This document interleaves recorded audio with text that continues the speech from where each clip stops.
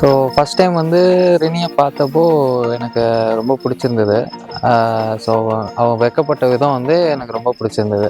நிச்சயமாகவே முடிவு உண்டு, நம்பிக்கை வீண் போகாது.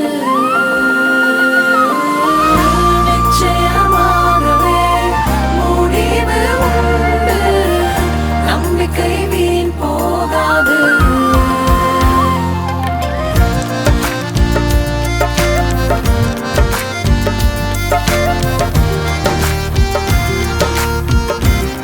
ஃபஸ்ட்டு அவர் தான் ப்ரப்போஸ் பண்ணார். இது வந்து arrange cum love marriage.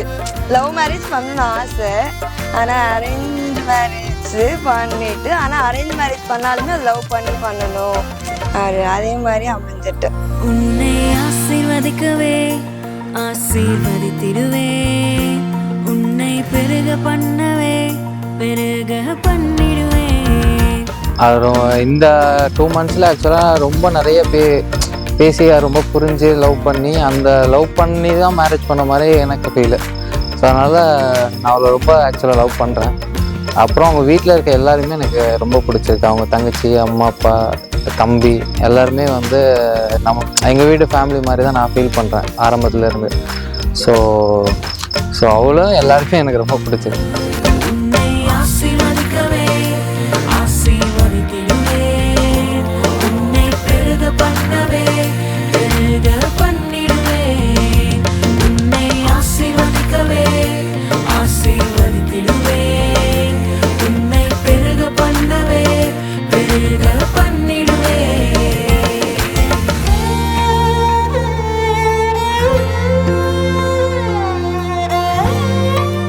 So கல்யாணத்துக்கு அப்புறம் நல்லா பார்த்துக்கணும். ஸோ அவளுக்கு பிடிச்சதெல்லாம் பண்ணணுன்றது ரொம்ப ஆசை. ஸோ ஒன்றா இம்ப்ரூவ் பண்ணி கற்றுக்கிட்டு அவளுக்காக ஒர்க் பண்ணணும்னு ஆசை. Love you so much.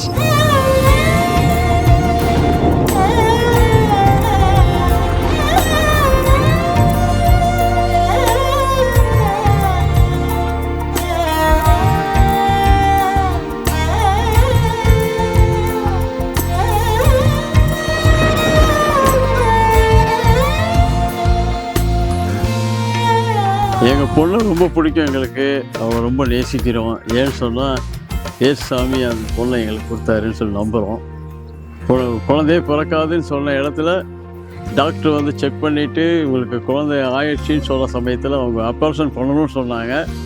ஆனால் நாங்கள் ஸ்ட்ராங்காக அதை நிற்க முடியாது. டாக்டர்கிட்ட சொன்னால் எங்களுக்கு குழந்தை வேணும்னு. இந்த குழந்தைக்கு வந்துட்டு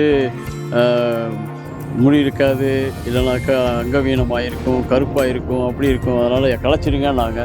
நாங்கள் ஆனாலும் சாமி எங்களுக்கு குழந்தை கொடுப்பேன்னு சொல்லியிருக்காரு. அதனால் அவரை நம்புகிறோன்னு சொன்னோம். அதே மாதிரி ஆண்டவர் ஒரு அழகான குழந்தையை கொடுத்துருக்காரு. அந்த குழந்தையை வளர்த்து எடுத்து இன்றைக்கி அவங்களுக்கு கல்யாணம் பண்ணும்படியாக கர்த்தர் கிருபை செய்தார். ஆண்டவருடைய கிருபை, ஆண்டவருடைய நன்மை, அதை நினச்சி பார்க்குறோம். உன்னை நான் உள்ளங்கைகளில்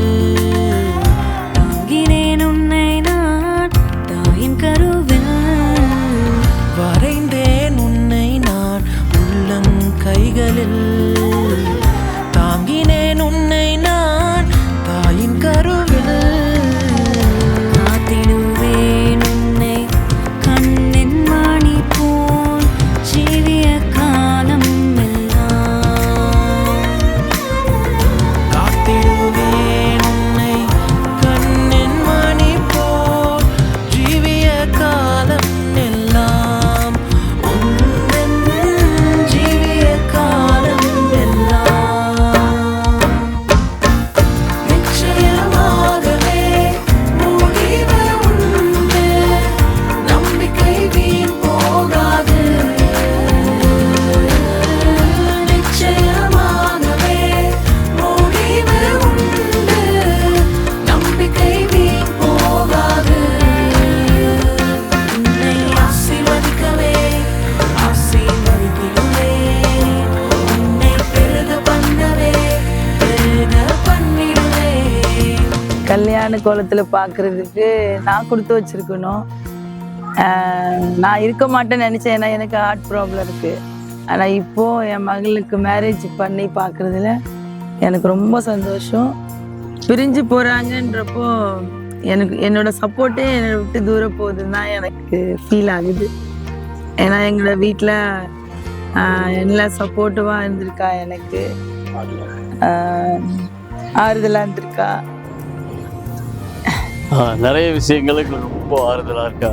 அவன் வந்துட்டு கஷ்டப்படும் போது நான் ரொம்ப மிஸ் பண்ணுறேன் அவனை. ஆமாம். பயப்படாதே எந்தன் செல்ல பிள்ளையே, இனி என்றும் தீங்கை காண்பதில்லையே. பயப்படாதே எந்தன் செல்ல பிள்ளையே, இனி என்றும் தீங்கை காண்பதில்லையே. உன்னோடு இருந்து நான் செய்யும் காரியம் பயங்கரமாயிருக்கும். உன்னோடு இருந்து நான் எனக்கு அம்மா அப்பா வந்து எல்லாமே. அம்மா அப்பா வந்து பெஸ்ட் ஃப்ரெண்டும் அவங்க தான். எப்படி சொல்கிறது, ஒரு ஃப்ரெண்டு மாதிரி எல்லாத்தையும் ஷேர் பண்ணுவேன். அம்மா அப்பா ரொம்ப மிஸ் பண்ணுவேன் நான் அம்மா அப்பாவை. நிச்சயமாகவே முடிவு உன்னிலே, நம்பிக்கை வீண் போகாது. நிச்சயமாகவே முடிவு உண்டு, நம்பிக்கை வீண் போகாது. உன்னை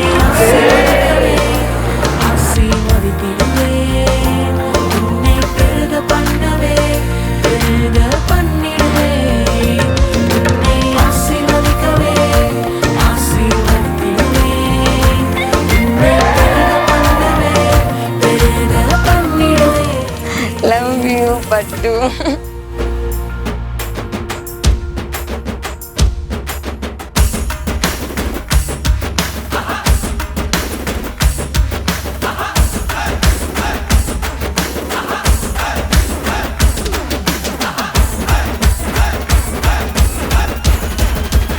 செய்ய